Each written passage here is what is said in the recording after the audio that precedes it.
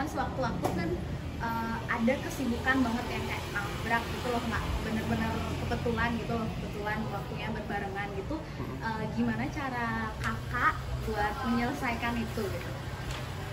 Oke, kalau memang bener-bener nabrak ya, kalau di lingkup organisasiku itu adalah ketika aku harus ikut di kegiatan itu kan mau nggak mau yang lain itu jadi korban gitu. Jadi kalau memang aku harus ikut kegiatan ini, kita harus pinter-pinter memilah yang mana bisa dikorbankan gitu, atau enggak yang mana bisa kita wakilkan dengan teman yang lain gitu. Karena aku dulu organisasi itu adalah lebih ke pelaksana, jadi ya udah aku tidak harus aku yang datang gitu, bisa kita koordinasi dengan yang lain. Mungkin di sana poinnya adalah bagaimana kita di organisasi itu mempunyai interaksi satu sama lain yang bagus dengan rekan kerja kita di satu organisasi gitu, agar nantinya kita punya suatu kendala yang memang mewajibkan kita untuk diwakilkan, kita dengan mudah bisa menemukan orang yang kita percaya gitu.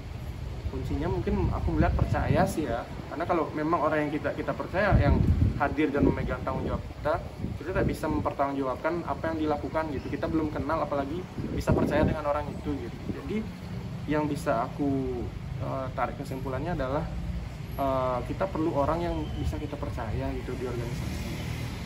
Seperti itu gitu. Kalau ngomongin organisasi yang kakak pernah ikut sertakan gitu, pernah ikut di dalam organisasi tersebut, itu kan nggak cuman satu bidang gitu loh, jadi beragam gitu loh. Betul. Ada udah yang fokus, tadi yang aku Betul. dengar juga. Terus itu gimana cara kakak buat menghilangkan misalkan itu kayak jenuh sewaktu-waktu gitu menjalani rutinitas yang kayaknya kuliah, terus organisasi, terus balik ke sana lagi, itu gimana cara kakak buat menghilangkan kejenuhan itu gitu loh? Oke, kalau tentang kejenuhan ya, kayak aku sudah melakukan itu sejak SMA mungkin ya. Aku sejak SMA mengikuti kegiatan, kalau di SMA kan ekstrakurikuler ya namanya, lebih dari satu gitu. Jadi selain aku kehidupan di sekolah dulu, aku juga ada ekstrakurikuler 1 dan ekstrakurikuler yang 2 gitu. Mungkin kemarin juga sama gitu, aku ada kegiatan di kuliah, ada kegiatan organisasi gitu, dan organisasinya pun tidak hanya satu gitu. Jadi cara aku agar tidak jenuh adalah ketika kita sudah benar-benar burn out banget di organisasi satu, kita punya ruang lingkup yang lain di organisasi 2 yang masih fresh, yang bisa kita masukin gitu. Jadi itulah menurutku cara yang paling ampuh gitu. Kalau dulu aku pas SMA, kalau aku udah bosen banget sama ekstra yang lagi satu, ekstra yang kedua inilah yang menjadi pelarianku gitu. Di sana kita bisa menemukan ketenangan. Kalau misalnya dia ekstra yang satu itu udah mumet banget gitu. Jadi sekiranya perlulah kita memiliki dunia yang berbeda-beda gitu, tidak hanya di satu dunia atau dua dunia saja itu istilahnya. Jadi agar kita itu bisa fresh aja gitu. Misalnya nggak bisa kita mencapai waktu yang fresh gitu di organisasi pertama, mungkin kita udah healing, mungkin udah ngapain, tapi masih aja umat dengan satu lingkup itu ya. Ada satu lingkup lain yang memang terpisah dengan lingkup yang lagi satu itu, yang bisa membuat kita jadi pelarian gitu. Selain membuat kita istilahnya punya pelarian, itu bisa mengajarkan kita pola pikir dan cara pandang yang berbeda gitu. Mungkin itu salah satu side effect yang bagus yang dari memiliki banyak dunia itu, kita jadi punya pandangan. Sama kayak aku bilang tadi, satu organisasi yang kita tekuni saja tuh membuat pikiran kita menjadi istilahnya mono gitu. Kita hanya punya satu pandangan terhadap satu permasalahan gitu. Ketika kita mempunyai dunia-dunia yang lain, kita akan punya pandangan-pandangan yang lain yang akan membuat kita tuh berpikir lebih luas. Oh, permasalahannya seperti ini, tapi kita bisa melihat dari berbagai sudut pandang yang berbeda gitu. Mungkin aja hasil dari penyelesaian masalahnya juga berbeda-beda gitu. Mungkin kayak gitu. Tadi aku tertarik sih kayak kakak ngomongin kayak apa sih yang kakak dapetin gitu lah modelannya dari organisasi tersebut. Dari banyak organisasi yang kakak udah jalanin itu, mungkin ada orang yang aku ngomong sedikit, tapi ada orang yang kayak misalkan udah ikut organisasi ini satu, terus ikut organisasi 2, dia maunya itu kayak mengalihkan karena bosan di organisasi satu, terus dia ke organisasi kedua, tapi at the end dia nggak bisa apa namanya tuh, dia nggak bisa menemukan itu gitu loh istilahnya. Menemukan yang kakak dapatkan tadi gitu loh. Menurut kakak sendiri itu gimana tuh, kayak kurang atau apa yang belum didapatkan tuh kayak individu seperti itu gitu loh. Aku mau dengar pendapat kakak tentang itu gitu. Menarik nih. Jadi ini yang kayak aku bilang tadi gitu, ketika kita bosan di organisasi yang pertama atau ruang lingkup yang pertama lah bisa dibilang tuh, kita punya pelarian di ruang lingkup yang kedua gitu. Tapi ketika kita tidak bisa memperoleh apa yang ingin kita capai, mungkin kitanya yang salah mempertimbangkan gitu. Mungkin di dunia ini mempertimbangkan sesuatu itu mungkin sepenting itu ya, menurutku sih sepenting itu kita mempertimbangkan apa sih plus minusnya. Misalnya kita bergabung di organisasi ini, itulah pentingnya kita mempertimbangkan, mengenali apa plus apa minus ketika ikut di organisasi itu gitu. Banyak orang yang bilang ketika kita sudah tidak nyaman di organisasi, di salah satu ruang lingkup atau bahkan di organisasi, lebih baik kita keluar daripada kita menghancurkan diri sendiri gitu. Tapi hal tersebut hanya akan merusak organisasi itu gitu.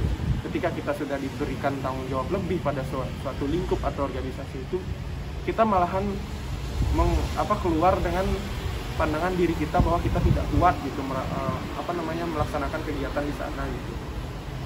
Tapi di sana juga kita harus mempertimbangkan bahwa tidak semua hal di dunia ini bisa kita sesuaikan dengan diri kita. Bagaimana kita bisa menyesuaikan diri kita agar bisa mampu untuk menyesuaikan diri di berbagai lingkup gitu.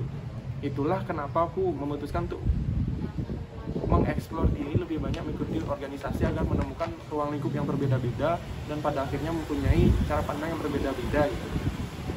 Jika nantinya aku memasuki ruang lingkup yang lain gitu, aku sudah punya cara pandang yang berbagai macam cara pandang untuk melihat hal tersebut gitu. Jadi lebih memudahkan aku nanti untuk menyesuaikan diri agar bisa beradaptasi di lingkungan yang baru itu gitu.